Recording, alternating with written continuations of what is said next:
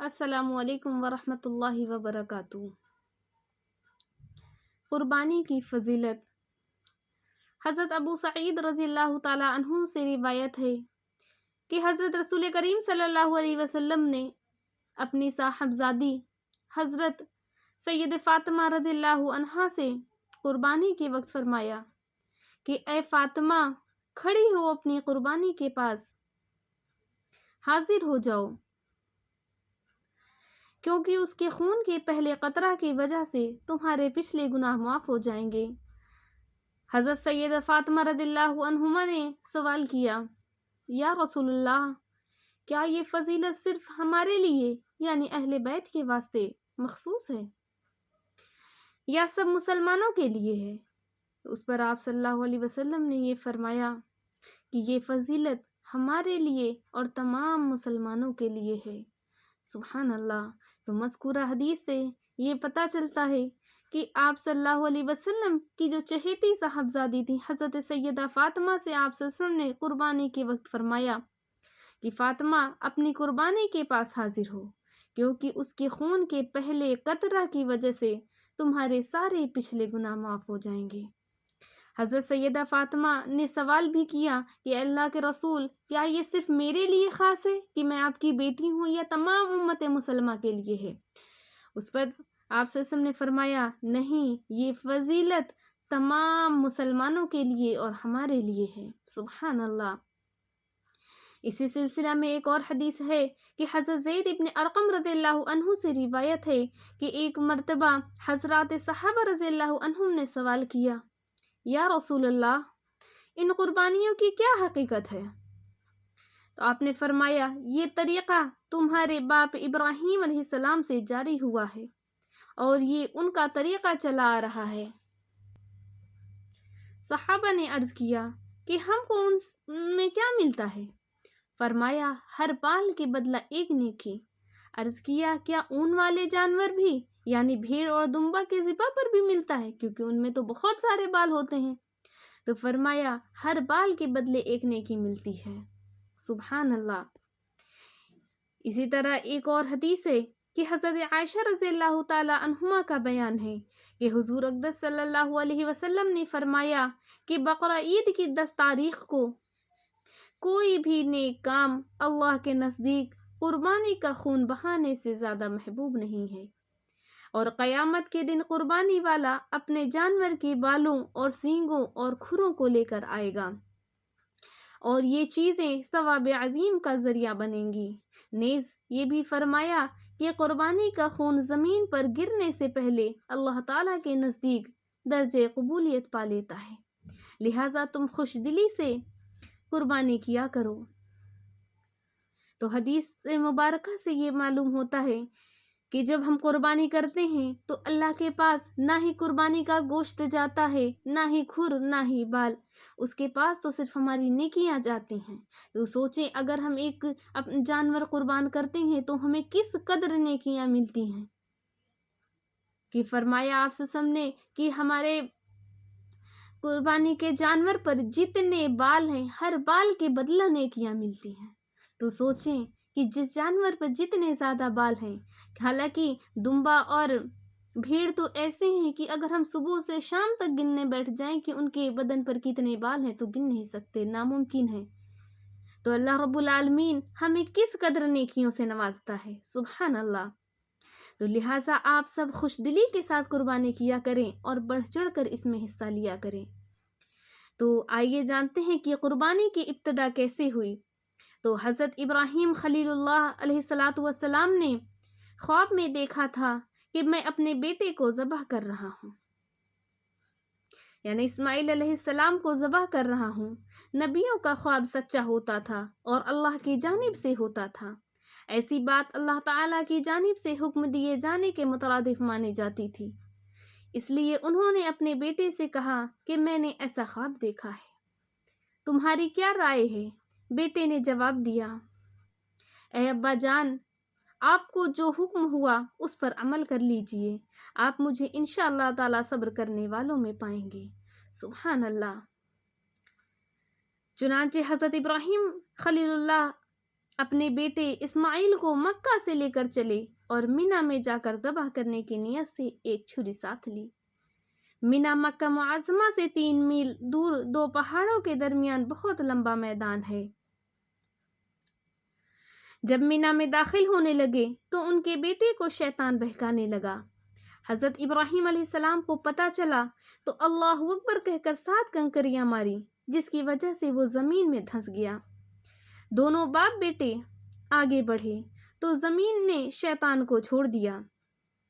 کچھ دور جا کر پھر بہکانے لگا تو حضرت ابراہیم علیہ السلام نے پھر اسے اللہ اکبر کہہ کر 7 کنکریاں ماری۔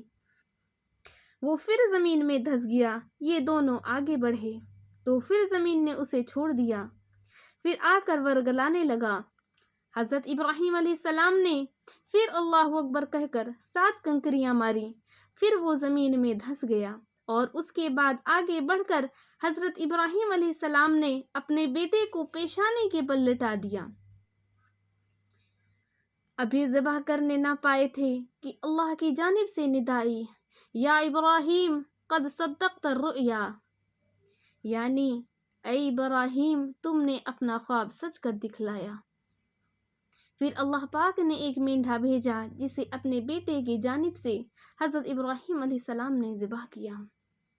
کما قال اللہ تبارک و تعالی وقدیناہ بذبح عظیم، کہ ذبح تو کیا مینڈھا اور ثواب مل گیا بیٹے کی قربانی کا، کیونکہ دونوں باپ بیٹے اپنے دل و جان سے اس کام کے انجام دینے کو طے کر چکے تھے جس کا اللہ کی جانب سے حکم ہوا تھا۔ باپ نے بیٹے کو پیشانی کے بل لٹا دیا۔ سوچیں کیسا منظر ہوگا کہ ایک چہیتے بیٹے کو اپنے لخت جگر کو پیشانی کے بل لٹا دیا صرف اللہ کی رضا کے لیے، اور اس بیٹے کو بھی دیکھیں کہ ذرا بھی پیشانی پر شکن تک نہ آئی کہ میرے والد یہ اللہ کی رضا کے لیے یہ کام کر رہے ہیں۔ بخوشی وہ لیٹ گئے، اور بیٹا ذبح ہونے کے لیے بخوشی لیٹ گیا ہے، اپنی جانب سے کوئی کسر نہیں چھوڑی۔ اللہ جل شانہ کے یہاں نیت دیکھی جاتی ہے، اپنی نیت میں یہ دونوں سچے تھے۔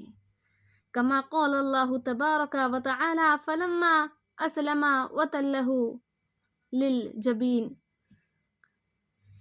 یہ واقعہ قربانی کی ابتدا ہے، اور حج کے موقع پر مینا میں جو کنکریاں ماری جاتی ہیں ان کی ابتدا بھی اسی واقعہ سے ہوئی ہے۔ انہی 3 جگہوں میں کنکریاں مارتے ہیں جہاں شیطان زمین میں دھس گیا تھا۔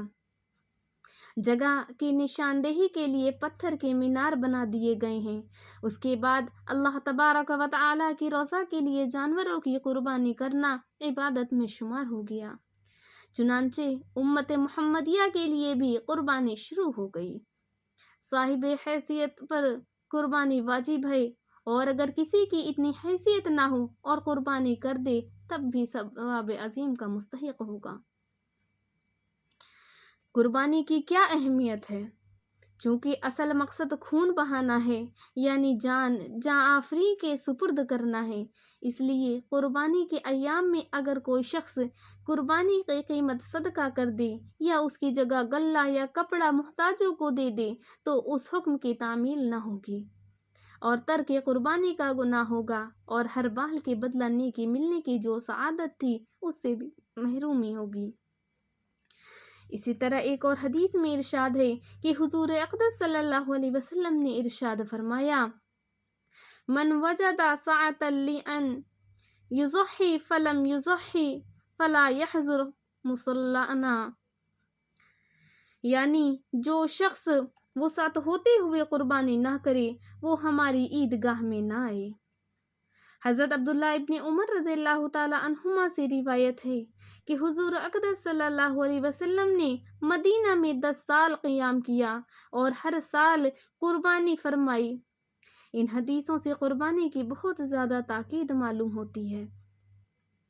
حضور اقدس صلی اللہ علیہ وسلم کے پابندی سے قربانی کرنے اور اس کے لیے تاکید فرمانے کی وجہ سے حضرت امام ابو حنیفہ رحمۃ اللہ علیہ نے اہل وسعت پر قربانی کو واجب کہا ہے، اور فرمایا ہے کہ صاحب نصاب پر قربانی واجب ہے، اور واجب کا درجہ فرض کے قریب ہے بلکہ عمل میں فرض کے برابر ہے۔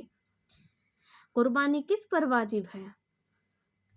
تو جس شخص پر زکوٰۃ فرض ہو یا جس کے پاس 52.5 تولے چاندی یا اس کی قیمت ہو یا اتنی قیمت کا مال تجارت ہو یا فاضل سامان پڑا ہو، اس پر قربانی اور صدقہ فطر واجب ہو جاتے ہیں۔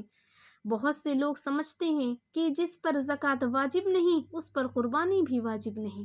یہ بات صحیح نہیں ہے۔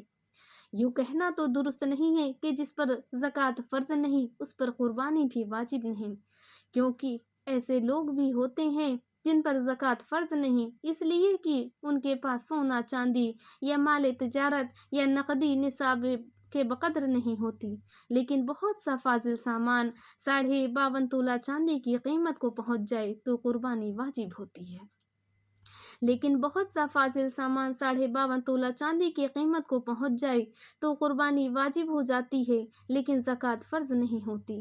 اور ایک فرق اور بھی ہے، وہ یہ کہ زکوٰۃ کا ادا کرنا اس وقت فرض ہوتا ہے جب نصاب پر چاند کے اعتبار سے 12 مہینے گزر جائیں، اور زکوٰۃ واجب ہونے کے لیے قربانی کی تاریخ آنے سے پہلے جو 20 گھنٹے کی گزرنا بھی ضروری نہیں۔ اگر کسی کے پاس ایک آدھ دن پہلے ہی ایسا مال آیا کہ جس کے ہونے سے قربانی واجب ہوتی ہے تو اس پر کل کو قربانی واجب ہو جائے گی۔ یہ بھی معلوم ہوا کہ جو صاحب نصاب ہو اس پر قربانی واجب ہے۔ فرضیت زکوٰۃ اور وجوب قربانی اور صدقہ فطر کے بارے میں ہر ایک کی ملکیت علیحدہ علیحدہ دیکھی جائے گی۔ اگر کسی گھر میں باپ بیٹے اور بیٹوں کی ماں ہر ایک کی ملکیت میں اتنا مال ہو جس پر قربانی واجب ہوتی ہے تو ہر ایک پر علیحدہ علیحدہ قربانی واجب ہوگی۔ البتہ نابالغ کی طرف سے کسی حال میں قربانی کرنا لازم نہیں۔ عورتوں کے پاس عموماً اتنا زیور ہوتا ہے جس پر قربانی واجب ہو جاتی ہے، اگرچہ وہ بیوہ ہی کیوں نہ ہو۔ تو خوب سمجھ لیں کہ قربانی کس کس پر واجب ہے اور اس میں بڑھ چڑھ کر حصہ لیں۔ قربانی کرنے کا بہت ہی زیادہ ثواب ہے۔ قربانی کا وقت بھی سمجھ لیں کہ بقرہ عید کی 10ویں تاریخ سے لے کر 12ویں تاریخ کی شام تک قربانی کرنے کا وقت ہے، چاہے جس دن قربانی کریں، لیکن قربانی کرنے کا سب سے افضل دن بقرہ عید کا دن ہے، یعنی 10ویں ذی الحجہ کو، پھر اس کے بعد 11ویں تاریخ، پھر 12ویں تاریخ۔ 12ویں تاریخ کے بعد قربانی کا عصر کے بعد قربانی کا وقت ختم ہو گیا، اس کے بعد قربانی نہیں کی جا سکتی۔ اور یہ بھی خوب سمجھ لیں، بقرہ عید کی نماز ہونے سے پہلے قربانی کرنا درست نہیں۔ نماز عید پڑھ چکیں تب قربانی کریں۔ البتہ کوئی دیہات یا گاؤں میں ہو جہاں عید کی نماز نہیں ہوتی تو وہاں 10ویں تاریخ کو فجر کی نماز کے بعد قربانی کر دینا درست ہے۔ اور اسی طریقے 12ویں تاریخ کا سورج ڈوبنے سے پہلے پہلے قربانی کر لینا درست ہے۔ جب سورج ڈوب گیا تو اب قربانی کا وقت باقی نہیں رہا اور قربانی کرنا درست نہیں۔ قربانی کے گوشت اور کھال کا مصرف۔ حضرت عمرہ بنت عبد الرحمن بیان فرماتی ہیں، جو حضرت عائشہ رضی اللہ عنہا کی شاگردہ ہیں، کہ میں نے حضرت عائشہ رضی اللہ تعالی عنہما سے سنا کہ ایک مرتبہ دیہات کے رہنے والے کچھ لوگ حضور اقدس صلی اللہ علیہ وسلم کے زمانے میں بقرہ عید کے موقع پر مدینہ منورہ میں چلے آئے۔ حضور اقدس صلی اللہ علیہ وسلم نے قربانی کرنے والوں کو حکم دیا کہ اپنی قربانیوں کا گوشت صرف 3 دن تک بطور ذخیرہ رکھ سکتے ہو اور جو بچے اس کو صدقہ کر دو۔ پھر اس کے بعد آئندہ سال عید الاضحیٰ کا موقع آیا تو عرض کیا، یا رسول اللہ، اس سے پہلے لوگ اپنی قربانیوں سے مختلف قسم کے فوائد حاصل کرتے تھے، ان کی چربی پگھلا کر کام میں لانے کے لیے رکھ لیتے اور ان کی کھالوں کی مشکیزیں بنا لیتے تھے۔ آپ صلی اللہ علیہ وسلم نے فرمایا، وہ کیا بات ہے جو اب پیدا ہو گئی؟ عرض کیا، یا رسول اللہ، آپ نے اس بات سے منع فرمایا تھا کہ قربانیوں کا گوشت 3 دن سے زیادہ بطور ذخیرہ نہ رکھا جائے۔ تو آپ صلی اللہ علیہ وسلم نے فرمایا کہ گزشتہ سال میں نے صرف اس جماعت کی وجہ سے منع کیا تھا جو بقرہ عید کے موقع پر تمہارے پاس آ گئی تھی، بس اب کھاؤ اور صدقہ کرو اور آئندہ کام آنے کے لیے بھی ذخیرہ رکھ لو۔ اللہ جل شانہ کی رضا کے لیے قربانی کر دینے سے قربانی ادا ہو جاتی ہے۔ اس کا گوشت اور پوشت اللہ کے ہاں نہیں پہنچتا، کیونکہ اللہ کو کسی چیز کی حاجت نہیں ہے۔ اس کے یہاں صرف اخلاص اور نیک نیتی پر ثواب ملتا ہے۔ قرآن مجید میں ارشاد ہے، لَن يَنَالَ اللَّهَ لُحُومُهَا وَلَا دِمَاؤُهَا وَلَكِن يَنَالُهُ التَّقْوَى مِنكُمْ كَذَلِكَ سَخَّرَهَا لَكُمْ لِتُكَبِّرُوا اللَّهَ عَلَى مَا هَدَاكُمْ وَبَشِّرِ الْمُحْسِنِينَ کہ اللہ تعالیٰ کے پاس نہ ان کا گوشت پہنچتا ہے نہ ان کا خون، لیکن اس کے پاس تمہارا تقوی پہنچتا ہے، اور اس طرح اللہ تعالیٰ نے جانوروں کو تمہارے زیر حکم کر دیا کہ تم اس بات پر اللہ تعالیٰ کی بڑائی کرو کہ اس نے تم کو اس طرح قربانی کی توفیق دی ہے، اور اخلاص والوں کو خوشخبری سنا دیجیے۔ جو کوئی شخص قربانی کرتا ہے وہ قربانی کے گوشت اور کھال اور ہڈی ہر چیز کا مالک ہوتا ہے۔ اگر وہ کسی فقیر مسکین کو کچھ بھی نہ دے تب بھی قربانی ادا ہو جاتی ہے، کیونکہ اصل مقصد اللہ کی رضا کے لیے خون بہانا ہے اور جان آفری کے حوالے کرنا ہے۔ لیکن جب قربانی کر لی تو فقراء مساکین کا بھی خیال رکھنا چاہیے۔ اپنے بال بچوں کو کھلائیے، خود کھائیے، جب تک مناسب جانے بعد میں خرچ کرنے کے لیے ذخیرہ کر لیجیے۔ فریج میں رکھیں، سکھا کر محفوظ کر لیں۔ 1-2 سال اگر قربانی کا گوشت رکھا رہے تو بھی کوئی گناہ نہیں،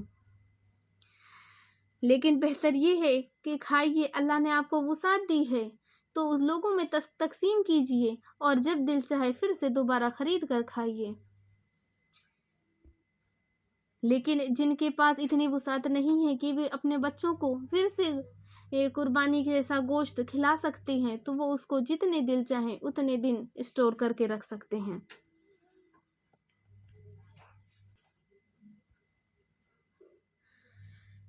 حضور اقدس صلی اللہ علیہ وسلم نے عارضی طور پر 1 سال 3 دن سے زیادہ بطور ذخیرہ رکھنے سے منع فرمایا تھا، اور اس کی وجہ صرف یہ تھی کہ جو اوپر حدیث میں مذکور ہوئی ہے کہ کچھ لوگ دیہات سے آ گئے تھے، ان کی خوراک کا انتظام فرمانا مقصود تھا۔ پھر بعد میں آئندہ کے لیے اس کے ذخیرہ کرنے کی اجازت دے دی، سابق حکم کو منسوخ فرما دیا اور فرمایا کھاؤ، صدقہ کرو اور ذخیرہ کرو۔ حضرت نبشیہ حضلی رضی اللہ عنہ سے مروی ہے کہ حضور اقدس صلی اللہ علیہ وسلم نے ارشاد فرمایا کہ میں نے تم کو اس بات سے منع کیا تھا کہ قربانیوں کا گوشت 3 دن سے زیادہ کھاؤ، جس کا مقصد یہ تھا کہ اس گوشت میں تم سب کے لیے گنجائش ہو جائے، یعنی قربانی کرنے اور قربانی نہ کرنے والوں سب کو پہنچ جائے۔ اللہ جل شانہ نے رزق میں گنجائش دے دی، لہٰذا تم کھاؤ اور ذخیرہ کر کے رکھو اور صدقہ کر کے ثواب حاصل کرو۔ اور یہ بھی دعا فرمایا کہ خبردار، یہ دن کھانے پینے اور اللہ کے ذکر کرنے کے ہیں۔ قربانی کے گوشت سے صدقہ کرنا حدیث بالا سے معلوم ہوا، اور جب گوشت پکائے تو پڑوسیوں اور عزیزوں کا خیال رکھنا بھی مناسب ہے۔ ان لوگوں کو یہ دعوت کرے یا گھر بھیج دے، جیسا کہ اوپر عرض کیا گیا کہ گوشت اور کھال وغیرہ سب قربانی کرنے والوں کی ملکیت ہوتی ہے، اس لیے اسے جس طرح تمام گوشت خود رکھ لینے کا اختیار ہے، اسی طرح اگر وہ قربانی کے جانور کی کھال خود ہی رکھ لے اور اپنے کام میں لے آئے تو یہ بھی جائز ہے۔ قربانی کے جانور کی کھال کو دباغت کر لے، یعنی نمک وغیرہ لگا کر سڑنے سے محفوظ کر دے اور سکھا لے، اور پھر جانماز بنا لے یا کوئی ایسی چیز بنا لے جو گھر کی ضرورت میں آتی ہو تو یہ بھی جائز ہے۔ البتہ قربانی کی کھال کو فروخت نہ کرے، اور اگر بالفرض فروخت کر دی تو اس کی قیمت کو کام میں لانا جائز نہیں، اس کا صدقہ کر دینا واجب ہے۔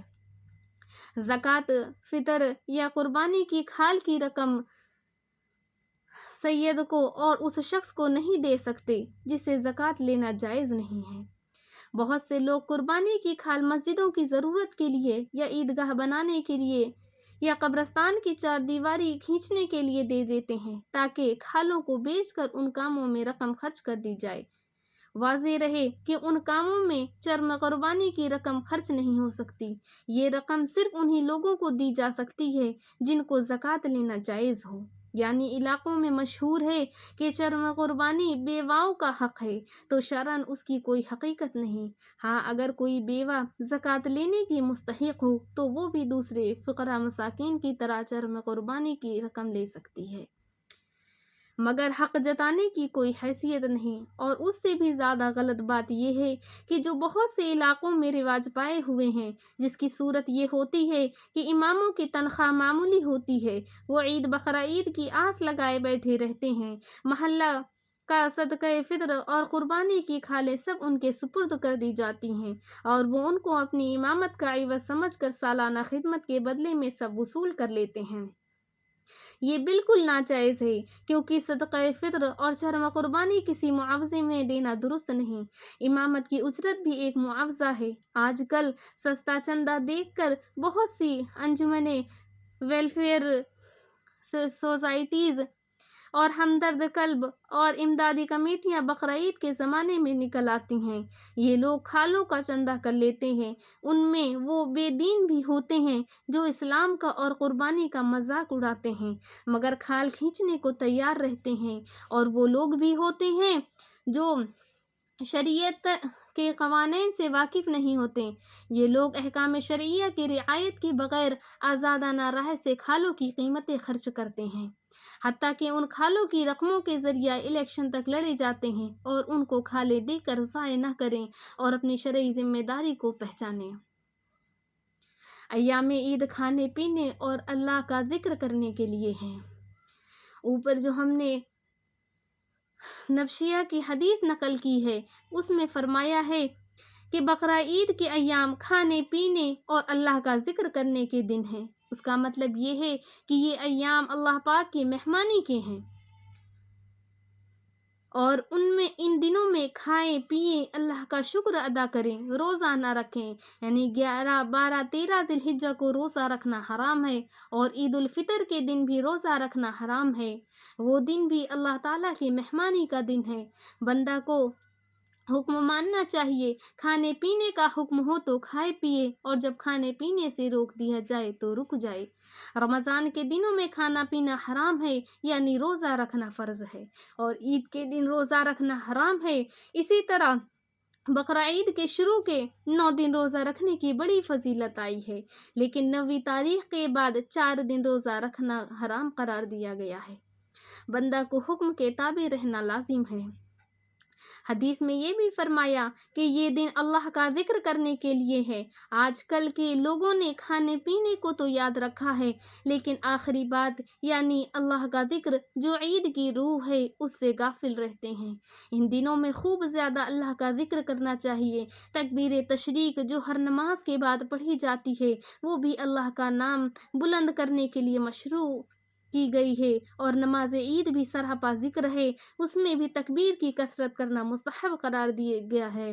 فقہا نے لکھا ہے کہ جب عید الاضحیٰ کی نماز کے لیے جائیں تو ذرا آواز سے تکبیر تشریق پڑھتے ہوئے جائیں۔ یہ سب کثرت ذکر کے مظاہرے ہیں۔ اللہ کا ذکر ہی مومن کے لیے اصل خوشی کی چیز ہے، اس کی روح ذکر اللہ سے اطمینان حاصل کر سکتی ہے۔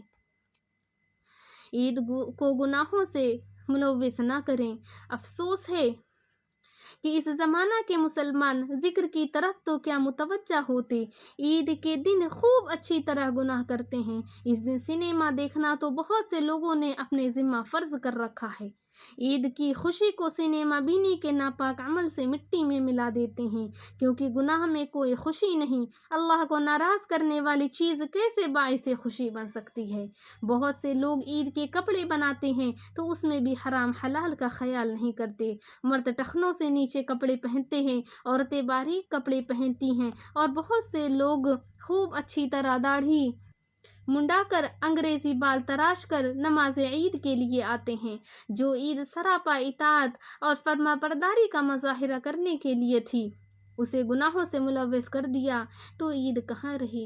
عید تو اسلامی چیز ہے۔ اس دن ہر کام خصوصیت کے ساتھ اچھا اور نیک ہونا چاہیے۔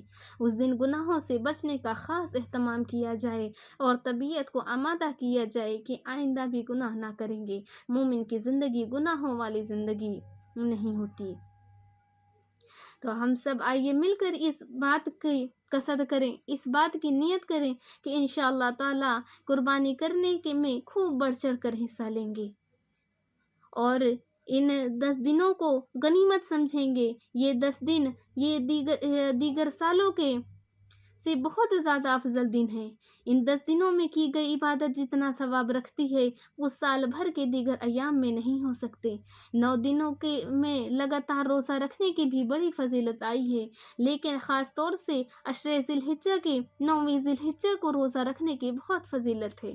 اس دن ضرور روزہ رکھیں اور ان دنوں میں زیادہ تر تکبیر، تحمید، تسبیح، ان چیزوں کو بہت عام کر دیں، جتنا ہو سکے ان کا ورد کریں اور خاص طور سے 9ویں ذی الحجہ کے فجر کی نماز سے 13 ذی الحجہ کی عصر کی نماز تک تکبیر تشریق کو اپنا معمول بنا لیں۔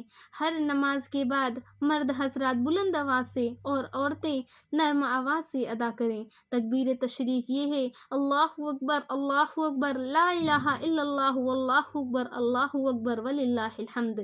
اسی طرح اور بھی تسبیحات کو اپنا معمول بنا لیں، جیسے اللہ اکبر کبیرہ والحمد للہ کثیرہ وسبحان اللہ بکرۃ واصیلا۔ چلتے پھرتے تسبیح فاطمہ کا ورد کرتے رہیں، استغفر اللہ پڑھتے رہیں، سبحان اللہ وبحمدہ سبحان اللہ العظیم پڑھتے رہیں۔ اللہ تعالیٰ سے دعا کریں اللہ تعالیٰ یہ عید ہمارے لیے باعث ثواب بنا دے، ہمیں عمل کرنے کی توفیق عطا فرما دے، ہمیں گناہوں سے رکنے والی بنا دے، ہمیں اعمال صالحہ ادا کرنے والی بنا دے، ہمیں لوگوں کو نیکیوں کا حکم کرنے والی اور برائیوں سے رکنے والی بنا دے، آمین یا رب العالمین۔ اگر آپ لوگوں کو میری یہ ویڈیو پسند آتی ہے، میرے چینل لسن قرآن اینڈ احادیث کو لائک، شیئر، سبسکرائب کر کے میری حوصلہ افزائی فرماتے رہیں۔ جزاکم اللہ۔